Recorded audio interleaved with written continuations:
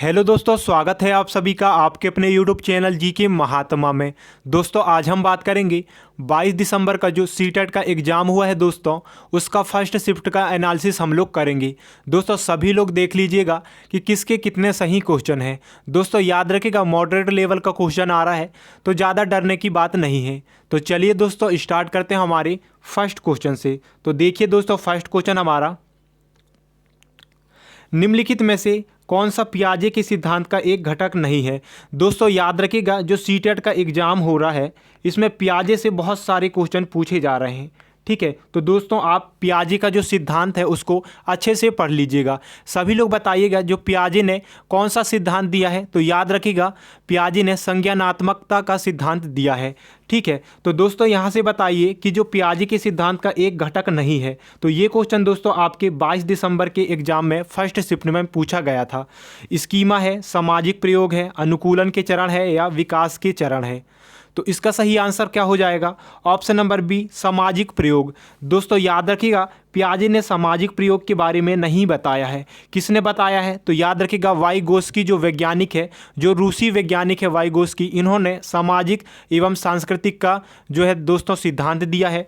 इसके अलावा पियाजे ने स्कीमा के बारे में बताया है, अनुकूलन के चरण बताए हैं जिसमें एसिमिलेशन और एकोमोडेशन आ जाता है।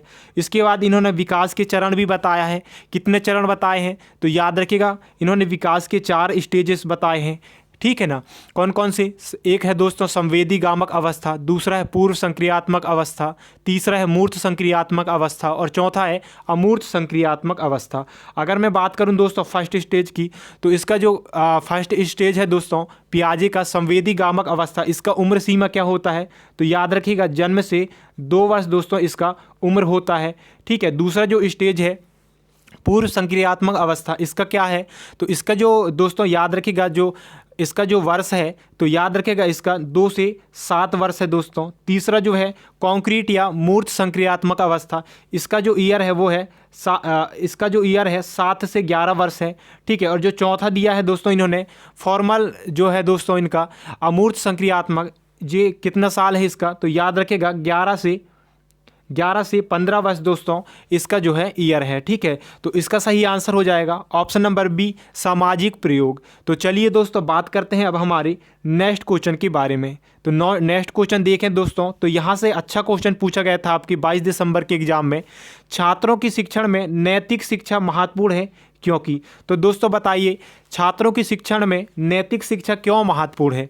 अगर मैं आप सभी से पूछूं दोस्तों, ठीक है, अगर मैं आपसे पूछूं दोस्तों सभी से नैतिक शिक्षा के बारे में किस वैज्ञानिक ने सबसे ज़्यादा बताया है? तो याद रखिएगा कोहलबर्ग ने। किसने?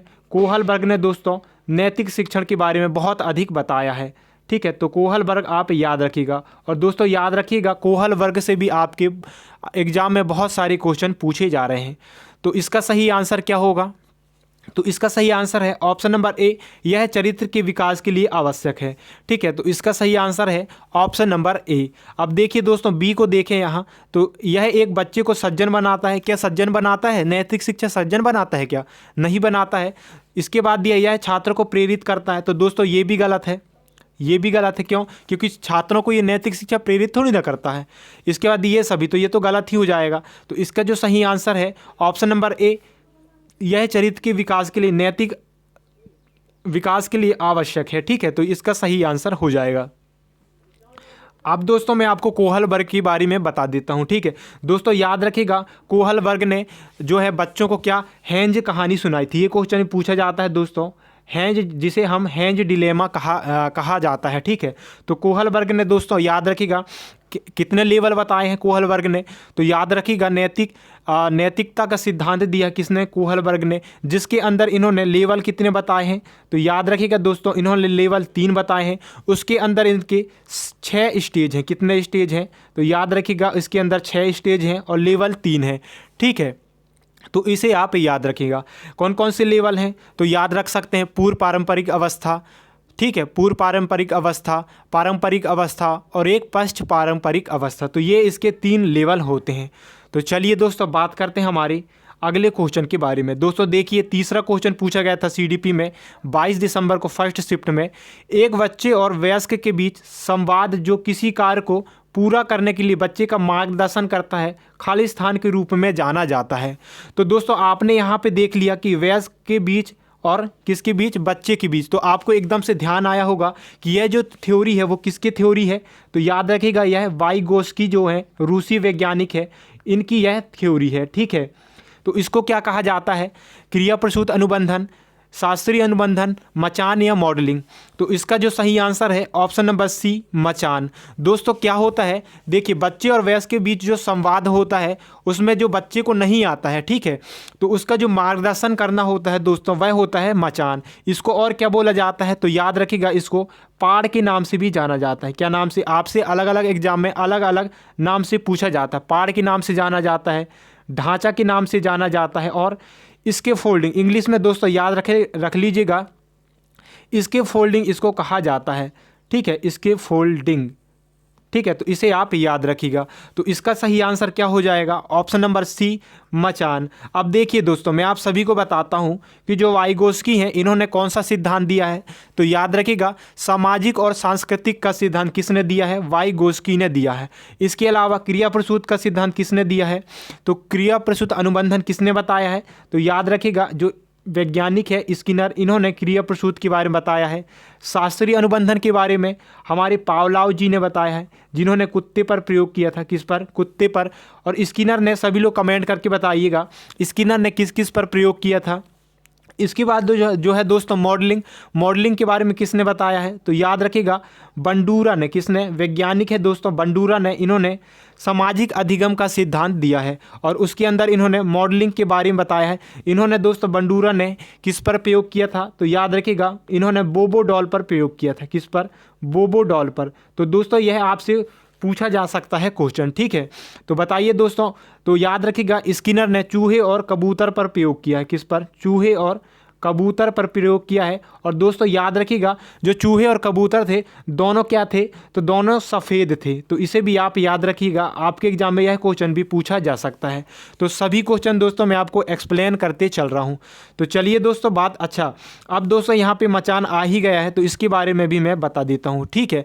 तो मचान हो गया, ठीक है। इसके बाद दोस्तों ZPD, किसका, ZP के बारे में भी दोस्तों किसने बताया है, तो याद रखिएगा जॉन ऑफ प्रॉक्सिमल डेवलपमेंट, इसका फुल फॉर्म होता है। आपके एग्जाम में यह क्वेश्चन फुल फॉर्म भी पूछा जा सकता है। ZPD का फुल फॉर्म क्या होता है, तो याद रखिएगा ZPD का फुल फॉर्म होता है जॉन ऑफ प्रॉक्सिमल डेवलपमेंट, ठीक है, ठीक है। तो यह होता है दोस्तों किसने दिया है, तो इसको दिया है वाइगोस्की ने, ठीक है। तो चलिए बात करते हैं अब हमारे नेक्स्ट क्वेश्चन के बारे में। हमारा अगला क्वेश्चन दोस्तों देखिए यहाँ पे जो 22 दिसंबर के फर्स्ट शिफ्ट में पूछा गया था। देखिए एक और क्वेश्चन आ गया पियाजे के। दोस्तों याद रखिएगा पियाजे का जो सिद्धांत है इसमें से हर शिफ्ट में दोस्तों 1 या 2 क्वेश्चन पूछे ही जा रहे हैं। तो बताइए पियाजे के संज्ञानात्मक विकास के खालिस्तान चरणों की सलाह दी है। मैंने अभी बताया था दोस्तों कि जो पियाजे हैं जिन्होंने संज्ञानात्मक का सिद्धांत दिया, क्या दिया है, संज्ञानात्मक का सिद्धांत दिया है दोस्तों। इसको याद रखिएगा, इसको विकासात्मक का सिद्धांत भी कहा जाता है। क्या कहा जाता है, विकासात्मकता का सिद्धांत भी कहा जाता है। अब देखिए यहाँ से मैं आपको बताता हूँ कि जो पियाजे का संज्ञानात्मक सिद्धांत है इसके अंदर दोस्तों इन्होंने कितना स्टेज बताए हैं, तो याद रखिएगा इसके अंदर इन्होंने 4 स्टेज बताए हैं, ठीक है। तो इसका सही आंसर है ऑप्शन नंबर बी, 4। तो इन्होंने 4 चरण बताए हैं दोस्तों पियाजे ने संज्ञानात्मक विकास की। तो मैंने अभी सभी को बताया था इसके 4 कौन कौन स्टेज हैं। तो याद रखिएगा पहला है संवेदी गामक अवस्था, जिसे इंद्रिय गामक अवस्था भी कहा जाता है। क्या कहा जाता है, इंद्रिय गामक अवस्था। आपसे एग्जाम में पूछा जा सकता है। और इंग्लिश में क्या बोलते हैं, तो याद रखिएगा इंग्लिश में इसको सेंसरी मोटर अवस्था बोलते हैं। क्या बोलते हैं, सेंसरी मोटर अवस्था, ठीक है। दूसरा दोस्तों इसका जो है, दूसरा है पूर्व संक्रियात्मक अवस्था। क्या है, पूर्व संक्रियात्मक अवस्था। इनको याद रखिएगा दोस्तों आपके एग्जाम में, ठीक है, क्रम से भी जमाने को पूछा जा सकता है। तीसरा है इनका मूर्त संक्रियात्मक अवस्था, ठीक है, मूर्त संक्रियात्मक अवस्था। और चौथा है अमूर्त संक्रियात्मक अवस्था। क्या है, अमूर्त संक्रियात्मक अवस्था। तो इनको आप याद रखिएगा दोस्तों। तो याद रखिएगा पियाजे ने 4 चरणों के बारे में बताया है। और दोस्तों याद रखिएगा जो पियाजे हैं कहाँ के रहने वाले थे, तो याद रखिएगा जो पियाजे हवे स्विट्जरलैंड के रहने वाले थे। कहाँ के, तो याद रखिएगा स्विट्जरलैंड के जो पियाजे हैं वो रहने वाले थे, इन्होंने अपने बच्चों पर प्रयोग किया था। तो इसे भी आप याद रखिएगा। तो चलिए दोस्तों बात करते हैं हमारी नेक्स्ट क्वेश्चन के बारे में। हमारा नेक्स्ट क्वेश्चन है कोहल वर्ग के सिद्धांत में परंपरागत स्तर में नैतिकता है। तो बताइएगा दोस्तों, जो कोहल वर्ग ने कितने लेवल बताए हैं इसके, तो याद रखिएगा लेवल बताए हैं, 3 लेवल बताए हैं और इसके अंदर 6 स्टेज का इन्होंने जिक्र किया है। तो देखिए कोहल वर्ग के सिद्धांत में परंपरागत स्तर में नैतिकता खाली स्थान है। तो इसका जो सही आंसर हो जाएगा ऑप्शन नंबर डी इसका सही आंसर हो जाएगा। ठीक है, ऑप्शन नंबर डी इसका सही आंसर हो जाएगा। सामाजिक परंपराओं का अनुमोदन, यह सही आंसर हो जाएगा। अब हम अगर जो है इसका ऑप्शन और देखें तो व्यक्ति के अपने परिप्रेक्ष्य में नियंत्रित, बाह्य रूप से नियंत्रित या स्वयं के दोषों का स्वीकार करना। तो दोस्तों ये तीनों तो गलत हैं। क्यों गलत हैं, अब मैं आपको बताता हूँ। जो परंपरागत अवस्था होता है दोस्तों, यह क्या होता है, उसमें बच्चा क्या होता है, अपने आप को समाज के रूप में रखना चाहता है। ठीक है, समाज के बारे में ही सोचता है। वो क्या सोचता है कि जो परंपरागत अवस्था होता है दोस्तों, ठीक है, यह लेवल 2 होता है। कितना, लेवल 2 होता है। मैंने बताया ना कि पहला जो लेवल होता है इनका पूर्व परंपरागत अवस्था होता है, दूसरा जो लेवल होता है, ठीक है, दूसरा लेवल होता है परंपरागत स्तर और तीसरा होता है पश्च परंपरागत स्तर। ठीक है, तो क्या होता है कि जो दूसरा लेवल होता है इसमें बच्चा क्या सोचता है कि मेरा सब कुछ ही मेरा क्या है, सब कुछ मेरा समाज है, ये सोचता है। तो उसके अंदर क्या हो जाएगा सही आंसर, सामाजिक परंपराओं का अनुमोदन। बच्चा समाज के रूप में रहना चाहता है, समाज को ही सब कुछ वो समझता है। ठीक है, और फर्स्ट स्टेज में क्या होता है कि जो बच्चा जो होता है दोस्तों, वो क्या करता है कि वो सज़ा और दंड को जो है दोस्तों बचने के लिए वह हर चीज़ काम करना पसंद करता है। तो इसका सही आंसर हो जाएगा ऑप्शन नंबर डी, सामाजिक परंपराओं का अनुमोदन। तो चलिए दोस्तों बात करते हैं हमारे नेक्स्ट क्वेश्चन के बारे में। दोस्तों मैंने आपको बताया है कि कोहल वर्ग और पियाजे से बहुत सारे क्वेश्चन पूछे जा रहे हैं सीटेट में। नेक्स्ट क्वेश्चन है हेंज की दुविधा संबंधित है। दोस्तों मैंने अभी बताया था कि हेंज डिलेमा के बारे में किसने बताया है, तो याद रखिएगा दोस्तों हेंज डिलेमा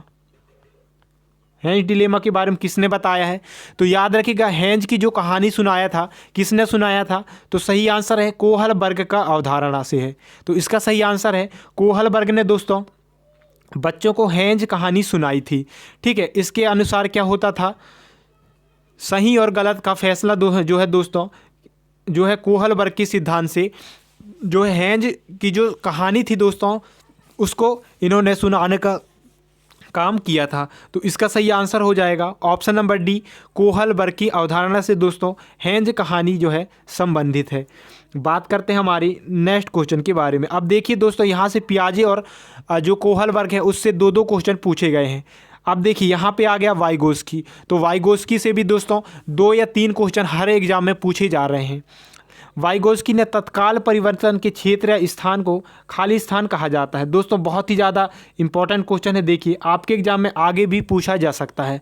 तो सही आंसर इसका हो जाएगा ऑप्शन नंबर ए, ZPD। मैंने आप सभी को बताया था जो ZPD है किसने दिया है इसको, तो याद रखेगा वैज्ञानिक है जो कि रूसी वैज्ञानिक है, वाइगोस्की ने बताया है इसके बारे में। ठीक है, तो ZPD का जो फुल फॉर्म होता है दोस्तों याद रखिएगा जॉन ऑफ प्रोक्सिमल डेवलपमेंट इसका फुल फॉर्म होता है। और दोस्तों मैंने आपको क्या बताया, जो इसके फोल्डिंग शब्द है उसके बारे में भी दोस्तों अगर आपसे एग्जाम में पूछा जाए, क्या अगर आपसे दोस्तों जो है एग्जाम में पूछा जाए इसके फोल्डिंग शब्द का, क्या इसके फोल्डिंग शब्द का सबसे पहले प्रयोग किसने किया, तो दोस्तों याद रखिएगा आप वाइगोस्की नहीं लगा के आना। ठीक है, सबसे पहले प्रयोग आएगा तो ब्रूनर आ जाएगा। क्या आ जाएगा, ब्रूनर ने दोस्तों सबसे पहले इसके फोल्डिंग शब्द का प्रयोग किया था।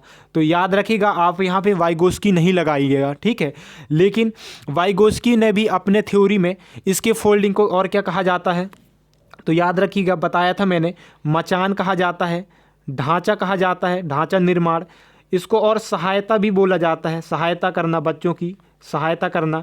ठीक है, तो ये सब दोस्तों 4 नाम हो गए। देखिए इसकी फोल्डिंग, मचान, ढांचा, सहायता, ये सब एक ही है। ठीक है, तो किसने बताया है, तो याद रखिएगा इसके बारे में सबसे पहले प्रयोग ब्रूनर ने किया था, उसके बाद जो है वाइगोस्की ने भी अपने थ्योरी में इसके बारे में बताया है। तो इसका जो सही आंसर हो जाएगा ऑप्शन नंबर ए, ZPD, बात करते हैं हमारे, अब देखिए दोस्तों यहाँ से क्वेश्चन आ गया ना, वाइगोस्की का भी आ गया।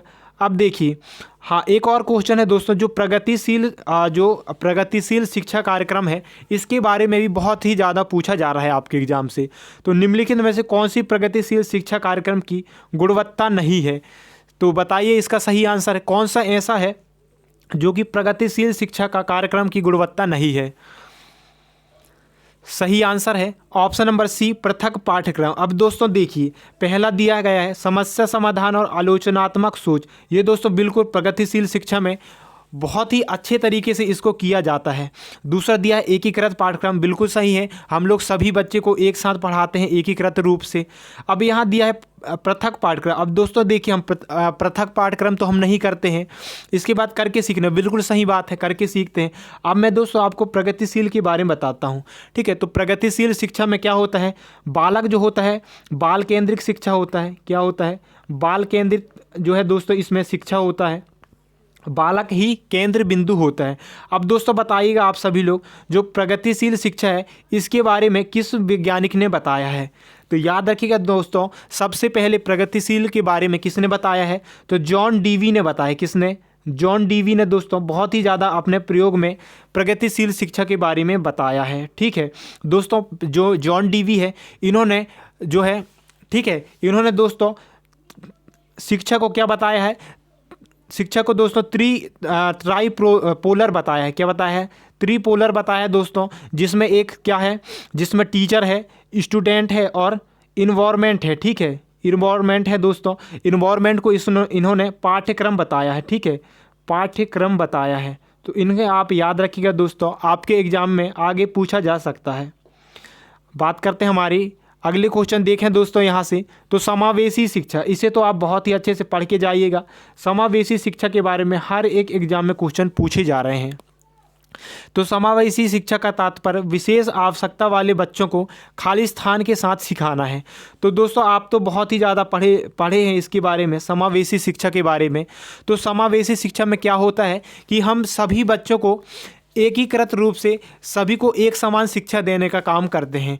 तो दोस्तों समावेशी शिक्षा का तात्पर्य विशेष आवश्यकता वाले बच्चों को किसके साथ? सामान्य बच्चों के साथ। किसके साथ? सामान्य बच्चों के साथ दोस्तों, हम चाहे वो किसी भी प्रकार से जो है दिव्यांग हो, उन सभी को हम समान बच्चे के साथ पढ़ाते हैं। हम उन्हें एक ही क्लासरूम में पढ़ाते हैं, एक ही शिक्षक उनको पढ़ाता है, ठीक है। तो इसका जो सही आंसर हो जाएगा ऑप्शन नंबर बी, सामान्य बच्चों के साथ हम समावेशी शिक्षा में जो है विशेष आवश्यकता वाले बच्चों को पढ़ाने का काम करते हैं। बात करते हैं हमारी नेक्स्ट क्वेश्चन के बारे में। अब दोस्तों यहाँ से आ जाइए आप ईवीएस में। ईवीएस में आपके बहुत ही अच्छे क्वेश्चन पूछे जा रहे हैं और सरल क्वेश्चन है, ज़्यादा कोई कठिन क्वेश्चन नहीं है। चावल भात सूखो चोला दाल किस क्षेत्र के प्रसिद्ध खाद्य हैं? दोस्तों यह क्वेश्चन पूछा गया है आपके 22 दिसंबर के एग्जाम में फर्स्ट शिफ्ट के। तो बताइएगा चावल भात सूखो चोला दाल किस क्षेत्र के प्रसिद्ध खाद्य हैं? तो इसका सही आंसर क्या था? तो इसका सही आंसर था दोस्तों ऑप्शन नंबर ए, असम राज्य। असम राज्य में दोस्तों चावल भात सूखो चोला दाल जो है बहुत ही ज़्यादा प्रसिद्ध है, ठीक है। अब दोस्तों बताइए केरल में क्या प्रसिद्ध है? तो याद रखिएगा केरल में जो है दोस्तों टेपियोका, नारियल का जो टेपियोका होता है दोस्तों, ठीक है, टेपियोका जो है केरल में बहुत अधिक मात्रा में खाया जाता है दोस्तों। इनको जो केरल के लोग हैं इसे आंगन में उगाते हैं। कहाँ पर? अपने अपने आंगन में उगा लेते हैं दोस्तों टेपियोका। तो यह बहुत ही ज़्यादा प्रसिद्ध है। कहाँ पे प्रसिद्ध है? केरल में। दोस्तों बिहार में क्या प्रसिद्ध है? तो बिहार में लिट्टी चोखा, क्या लिट्टी चोखा पसंद है, याद रखिए। गुजरात में क्या पसंद है? तो गुजरात में दोस्तों ढोकला खाना बहुत अधिक मात्रा में पसंद करते हैं गुजरात के लोग, ठीक है। तो इसे आप याद रखिएगा दोस्तों, आपके आने वाले एग्जाम में इन क्वेश्चन से आपके एग्जाम में क्वेश्चन आ सकते हैं, ठीक है। तो चलिए दोस्तों बात कर लेते हैं हमारी नेक्स्ट क्वेश्चन के बारे में। तो हमारा नेक्स्ट क्वेश्चन हम अगर देखें तो यहाँ पे पूछा गया था गुजरात के सीमावर्ती राज्य क्या है?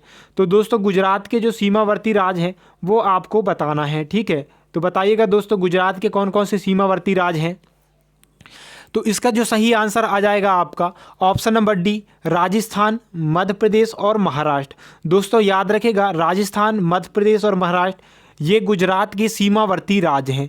याद रखिएगा दोस्तों, अभी गुजरात के बारे में पूछा गया है। आपके आगे एग्जाम में हो सकता है महाराष्ट्र के बारे में पूछ ले, हो सकता है राजस्थान के बारे में पूछ ले, तो ये क्वेश्चन आपके पूछे जा सकते हैं। तो इनको दोस्तों आप अच्छे से पढ़ के जाइएगा डायरेक्शन से। इसके लिए आप क्या करेंगे, इसके लिए आपको नक्शा पढ़ते आना चाहिए। नक्शा को आप पूरा याद कर ली दोस्तों कि गुजरात यहाँ है, राजस्थान यहाँ है, केरल यहाँ है, इस तरह से दिल्ली यहाँ है। तो इस तरह से अगर आप याद कर लेंगे तो आपको कोई भी क्वेश्चन जो है इनमें क्वेश्चन में दिक्कत नहीं होने वाला है। चलो नेक्स्ट क्वेश्चन देखिए यहाँ पे। तो एक पौधा जिसे घटपर्णी नाम दिया जाता है, मेंढक कीड़े और चूहे खाता है, इस पौधे का दूसरा नाम क्या है। अब देखिए दोस्तों, यहाँ से आपके एग्जामिनर ने आपसे बहुत ही ज़्यादा घुमा करके क्वेश्चन पूछा है। तो एक पौधा है जिसका क्या नाम है, घटपर्णी है, घटपर्णी नाम से जाना जाता है, जो मेंढक कीड़े मकोड़े और चूहे खाता है। इस पौधे का दूसरा और क्या नाम है, तो याद रखिएगा इस पौधे का जो दूसरा नाम है इसे नेफेंथिस भी कहा जाता है। क्या कहा जाता है, निपेंथिस कहा जाता है। तो याद रखिएगा दोस्तों, इसे निपेंथिस कहा जाता है, जो एक घटपर्णी भी इसे कहा जाता है। यह दोस्तों भारत के किस राज्य में पाया जाता है, तो याद रखिएगा भारत के मेघालय राज्य में यह देखने को मिलता है। ठीक है, तो ये हो गया दोस्तों आपके ऑप्शन नंबर सी, नेफेंथिस। अब दोस्तों बताइएगा राजस्थान ओक कहाँ पे मिलता है हमें, तो दोस्तों यह ऑस्ट्रेलिया में। कहाँ पे, ऑस्ट्रेलिया में दोस्तों अधिक मात्रा में यह क्वेश्चन पूछा गया है दोस्तों। राजस्थान की जो ओक है, राजस्थानी ओक है, वह कहाँ पे मिलता है, तो याद रखिएगा ऑस्ट्रेलिया में इसे जो है मिलता है। ठीक है, ये खेजड़ी का वृक्ष है दोस्तों, यह राजस्थान में। कहाँ पे, राजस्थान में दोस्तों यह मिलता है। ठीक है, राजस्थान के लोग इसको बहुत ही अधिक मात्रा में यूज भी करते हैं, और यह दोस्तों राजस्थान का राष्ट्रीय वृक्ष भी है। ठीक है, जो कोरोटॉन होता है दोस्तों, ये क्या है, तो बताइएगा ये कोरोटॉन क्या है। तो याद रखिएगा इसे फसलों को, ठीक है, फसलों का जो है दोस्तों, फसलों के बीच में बोया जाता है। इससे क्या पता चलता है दोस्तों, क्या होता है, जो कोरोटॉन होता है अगर पानी की कमी को बताता है ये। ठीक है, अगर फसल में पानी की ज़रूरत है तो कोरोटॉन बताता है उसे। कैसे बताता है, कोरोटॉन मुरझा जाता है, जिससे हमें पता चल जाता है कि हमें फसल में पानी देने की आवश्यकता है। तो ये क्वेश्चन दोस्तों आपके एग्जाम में पूछा गया था।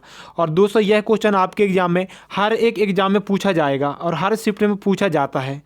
चलिए नेक्स्ट क्वेश्चन के बारे में बात करते हैं।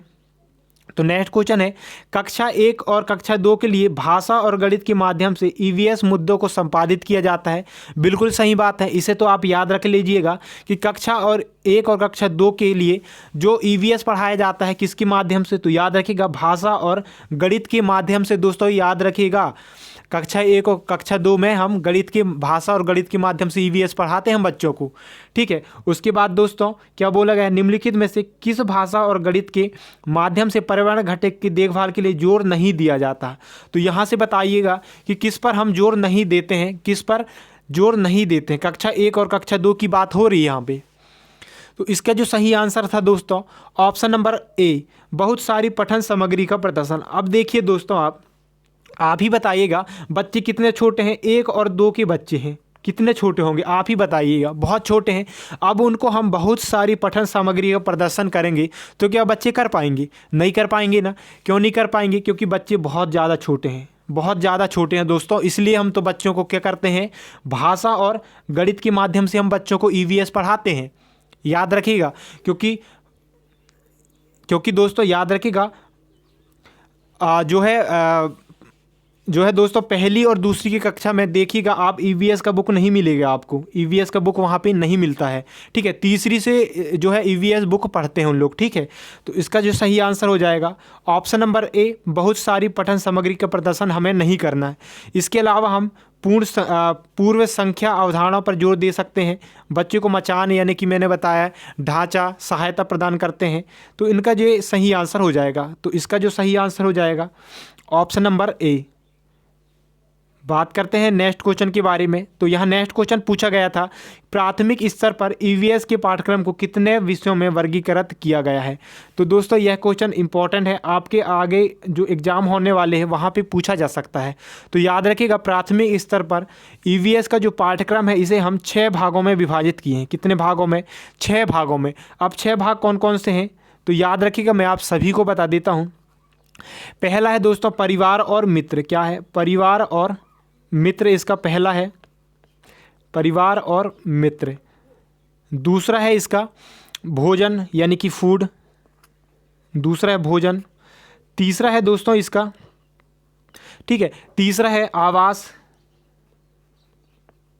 आवास, चौथा है पानी, जल, ठीक है, पांचवा है यात्रा, और छठवा है जो चीज़ें हम बनाते हैं और करते हैं। तो ये याद रखिएगा, जो चीज़ें हम बनाते हैं और करते हैं। तो ये हो गए दोस्तों इसके प्राथमिक स्तर पर ईवीएस के पाठ्यक्रम का जो थीम है। वो कितने थीम दिए गए हैं? तो 6 थीम है। कौन कौन से? परिवार और मित्र, भोजन, आवास, पानी, यात्रा और जो चीज़ें हम बनाते हैं और करते हैं। तो ये हो गए दोस्तों हमारे 6 थीम। तो ये क्वेश्चन आपके एग्जाम में पूछा गया था, तो याद रखिएगा आगे भी आपके जो है एग्जाम में पूछे जा सकते हैं।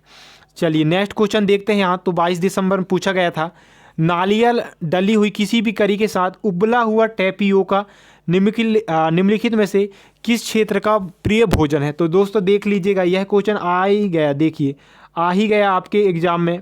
टैपियोका का जो क्वेश्चन है बहुत अधिक मात्रा में पूछा जा रहा है। तो सही आंसर क्या है? Option number D. केरल के लोग दोस्तों, मैंने बताया था, टैपियोका खाना बहुत अधिक मात्रा में पसंद करते हैं। तो नारियल के साथ डली हुई करी के साथ उबला हुआ टैपियोका कहाँ का प्रसिद्ध भोजन है? तो ऑप्शन नंबर डी, केरल राज्य का यह प्रसिद्ध भोजन है। तो चलिए बात करते हैं हमारे नेक्स्ट क्वेश्चन के बारे में। हमारा अगला क्वेश्चन है, तो दोस्तों अगला क्वेश्चन पूछा है, घटपर्णी से एक और क्वेश्चन आया था आपके 22 दिसंबर में। पादपों का ऐसा समूह विशिष्ट प्रकार है जो चूहों, मेंढकों और कीड़े मकोड़ों का शिकार करते हैं। इस पादप से विशेष गंध निकलती है जो इन जीवों को अपनी ओर आकर्षित करते हैं। हमारे देश में यह पादप कहाँ पे पाया जाता है? तो यहाँ पे दोस्तों आपको सीधे बता दिया गया है, घटपर्णी नाम कहा जाता है, इसे नेपेंथिस भी कहा जाता है। और ऐसा प्रकार है दोस्तों जो चूहों, मेंढकों और कीड़े मकोड़ों को शिकार करता है। इनको भी याद रखना आप, क्यों? क्योंकि ये क्वेश्चन भी आपके कहीं ना कहीं से घुमा फिरा के आपको पूछेगा ही पूछेगा। इसके बाद क्या बोला है कि यह विशेष गंध निकालती है, ठीक है, विशेष गंध निकालती है और अपनी ओर जीवों को आकर्षित करती है। तो यह दोस्तों हमारे देश में मेघालय राज्य में पाया जाता है। कहाँ पे? मेघालय राज्य में दोस्तों हमें नेपेंथिस का जो पौधा होता है वह देखने को मिलता है, ठीक है। तो ये दोस्तों इसको आप शिकारी पौधा भी कहते हैं। क्या बोलते हैं? शिकारी पौधा। तो इसे भी आप याद रखिएगा। तो चलिए दोस्तों बात करते हैं हमारी अगले क्वेश्चन देखें हम। तो हमारा अगला क्वेश्चन पूछा गया था आपसे मधुबनी पेंटिंग के बारे में। दोस्तों याद रखिएगा, यह क्वेश्चन तो आपके हर एक एग्जाम में पूछा जाता है, ठीक है। तो याद रखिएगा मधुबनी पेंटिंग किस राज्य की प्रसिद्ध पेंटिंग है? तो इसका सही आंसर क्या होगा? Option number A, Bihar. Bihar राज्य का दोस्तों याद रखिएगा मधुबनी पेंटिंग बहुत ही अधिक मात्रा में दोस्तों मधुबनी पेंटिंग को प्रसिद्ध है। कहाँ पर प्रसिद्ध है? तो बिहार राज्य में प्रसिद्ध है, ठीक है। तो इसे आप याद रखिएगा, बहुत अधिक प्रसिद्ध है। कहाँ पर प्रसिद्ध है? तो मधुबनी पेंटिंग बिहार राज्य का पेंटिंग है। इसे याद रखिएगा, बहुत ज़्यादा इंपॉर्टेंट है। नेक्स्ट क्वेश्चन आपसे क्या पूछा गया था? तो नेक्स्ट क्वेश्चन पूछा गया था, लकड़ी और बांस के घर भारत के किस हिस्से में पाए जाते हैं? तो दोस्तों आप तो इसको तो रट लीजिए। क्यों रट लीजिए? क्योंकि आपकी ये एग्जाम में हर एक शिफ्ट में यह क्वेश्चन पूछा जाएगा आपसे, ठीक है। तो लकड़ी और बांस के घर भारत के किस हिस्से में पाए जाते हैं? तो याद रखिएगा लकड़ी और भारत के जो घर बांस के जो घर होते हैं वह असम राज्य में पाए जाते हैं। कहाँ पाए जाते हैं?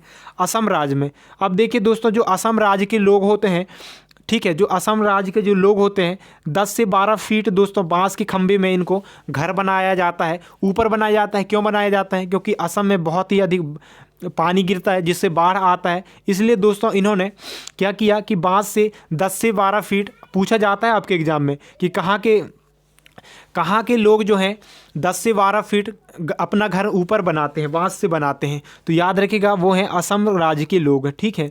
तो इसका सही आंसर हो जाएगा क्या? ऑप्शन नंबर ए, असम राज्य। इंपॉर्टेंट रहेगा दोस्तों आपके एग्जाम के लिए। तो चलिए दोस्तों बात करते हैं हमारे नेक्स्ट क्वेश्चन के बारे में। हमारा नेक्स्ट क्वेश्चन पूछा गया था, इंसानों की तरह किस पक्षी के सिर आगे आंखें होती है? तो दोस्तों यह क्वेश्चन आपके एग्जाम में 22 दिसंबर में पूछा गया था। तो इसे आप याद रखिएगा। आपने कितना बार पढ़ा है दोस्तों? अगर आपने एनसीईआरटी का जो बुक है 3री से 5वीं का ERT का जो बुक है इसे आप पढ़ा होगा तो आपको पूरा क्वेश्चन बन जाता। तो इंसानों की तरह किस पक्षी की सिर आगे होती है? तो याद रखिएगा यह इसका सही आंसर है ऑप्शन नंबर सी, उल्लू। जो उल्लू होता है दोस्तों, इंसानों की तरह इनकी जो आँख होती हैं वह आगे की ओर होती हैं। ठीक है, आगे की ओर जो है उल्लू के आँख होते हैं। तो इसका सही आंसर हो जाएगा ऑप्शन नंबर सी, उल्लू। इंपॉर्टेंट रहेगा दोस्तों आपके एग्जाम के लिए। और जो उल्लू होता है दोस्तों, ठीक है, उल्लू होता है दोस्तों वह 360 डिग्री अपनी आंखों को घुमा लेता है। ठीक है, तो ये क्वेश्चन भी आपके एग्जाम में पूछा गया है। चलिए नेक्स्ट क्वेश्चन के बारे में बात करें तो नेक्स्ट क्वेश्चन आपसे पूछा गया था दोस्तों, यह क्वेश्चन है इंपॉर्टेंट है, कुड़ुक किस भाषा राज्य की भाषा है? तो बताइएगा दोस्तों जो कुड़ुक भाषा है किस राज्य की भाषा है?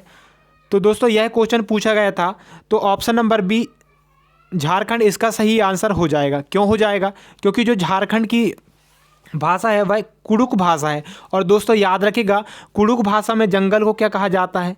तो यह क्वेश्चन भी आपके एग्जाम में पूछा गया है। तो याद रखिएगा कुड़ुक भाषा में जंगल को तोरांग बोला जाता है। क्या बोला जाता है?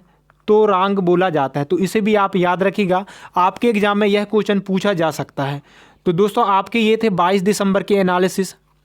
ठीक है, 22 दिसंबर के एनालिसिस। दोस्तों अब आप बताइएगा कि जिन जिन ने एग्ज़ाम दिया है आपके कितने क्वेश्चन सही हुए हैं। और मैंने दोस्तों आपको पूरा फुल डिटेल्स के साथ बताने की कोशिश किया है। तो दोस्तों आपके एग्ज़ाम में, आने वाले एग्ज़ाम में यहाँ से और क्वेश्चन भी पूछे जा सकते हैं, जैसे कि ये तोरांग पूछा जा सकता है कि किस राज्य की भाषा में जंगल को तोरांग कहा जाता है। तो यह क्वेश्चन पूछा जा सकता है आपके एग्ज़ाम में।